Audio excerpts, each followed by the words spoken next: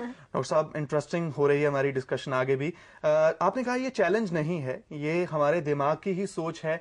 हम अपने नजरिए से स्थितियों को बदल देते हैं, अपने हिसाब से ढाल लेते हैं। तो ये नजरिया जो आपने कहा, इसको कैसे बदला जाए? इसी को बदलने के लिए हम अपनी एनालिसिस करते हैं जी। और उसी पे रेकी हम लोग जो ट्रांसफॉर्म करते हैं, जो एनर्जी को हम लोग फ्लो करते हैं, उसको हम लोग करते हैं। एक मेरे पास पेशेंट आया था ब्लड प्रेशर का। तो आप डिजीज की बात कर रहे थे, तो इसीलिए फिर मैंने कहा रेफरेंस दे दूं यहाँ पे। बिल्कुल। अब लेकिन वो जो था वो बहुत गरीब आदमी था, उसके पास पैसे नहीं थे।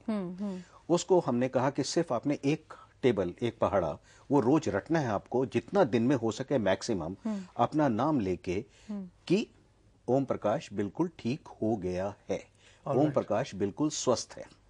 अब स्वस्थ है वो बोलता चला गया लगातार 15 दिन के बाद, और आज इस बात को 6 साल के करीब हो गए हैं, आज तक उसको बीपी नहीं हुआ। ये ड्रास्टिक चेंज आया कहां से? सिर्फ जो हार्डवेयर के अंदर जो कमांड आनी थी, यानी हमारे ब्रेन के अंदर से, उसको हमने चेंज किया। This is very interesting. और दिन में कितनी बार आपने उन्हें कहा था रटने के लिए? जितना मैक्सिमम आप पॉजिटिव बोल दीजिए। So it's all about going to the root cause.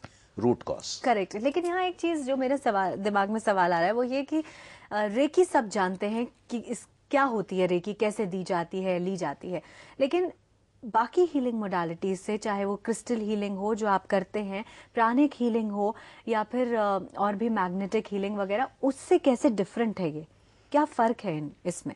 Recce में, रेकी के अंदर क्या है कि ट्रांसफॉर्म ऑफ एनर्जी है, यानी एक जना गिवर है और एक रिसीवर है। करेक्ट। अगर आप इसको ध्यान से, अगर कोई जो सिखा रहे हैं वो अपने आप में ग्रैंड मास्टर है, यानी उनको थॉरो नॉलेज है और वो स्पिरिचुअल है, यानी यहाँ पे कमर्शियल रीजन बिल्कुल नहीं चाहिए।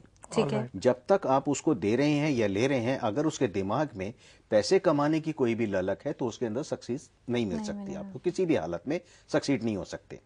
हाँ, अगर आप स्पिरिचुअलिटी के पॉइंट ऑफ व्यू से जा रहे हैं, यानी आप सिर्फ देना जानते हैं, लेने की कोई आपको इच्छा नहीं है, वहां पे वही चीज बहुत ज्यादा असर करती है। जी। अक्सर हम लोग, जैसे आपने शुरू में प्रोग्राम के बोला, आपने बहुत अच्छा बोला था कि हम लोग ईश्वर से प्रार्थना करते हैं कि ये दे दीजिए।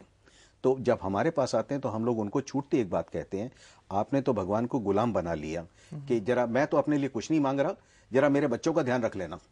मतलब वो आपके कोई नौकर हैं, सच में। लेकिन उनकी अपनी सोच समझ ऐसी है कि अपने लिए वो कुछ नहीं मांग रहे। यानी हर आदमी तर्क वितर्क करेगा अपने आप को सही बताने के लिए। बिल्कुल। तो जब हम माइंड की बात करते हैं, रूट कॉज की बात करते हैं, डिजीज की, अब डिजीज के अंदर एक छोटा सा डिजीज मैं बताता हूँ, सर्वाइकल पेन। जी। जब यहाँ लोगों को सर्वाइकल पेन हो जाता है, कंधों में दर्द होता है, और वो कहते हैं C5 C6 में ये नस दब गई और इस तरह से हो गया। लेकिन अगर आप उस आदमी से छूटते, आप में से कोई भी आदमी जो इससे पीड़ित हो, वो देख ले कि उनको फ्यूचर के बारे में इनसिक्योरिटी हो रही होगी, यानी जॉब की इनसिक्योरिटी, घर की कोई इनसिक्योरिटी हो रही होगी। क्या बात है। और जिस दिन वो इनसिक्योरिटी खत्म हो गई, आपकी नस अपने आप निकल जाएगी, आप खुद ही देखेंगे सर्वाइकल कहां गया। वाह। कोई मेडिसिन की जरूरत नहीं, किसी टूल की जरूरत नहीं, सिर्फ आप अपनी एनर्जी फ्लो कर रहे हैं वहां पे। Yes, my future is secure, और इसको कोई भी करके देख सकता है, ओपन बात है ये। बिल्कुल। और आज इस शो में भी हम कुछ ऐसा करने वाले हैं जिसमें एक लाइव ऑरा एनालिसिस होगा और उसके बाद उसके रिजल्ट्स भी आपको दिखाए जाएंगे, मगर उसके लिए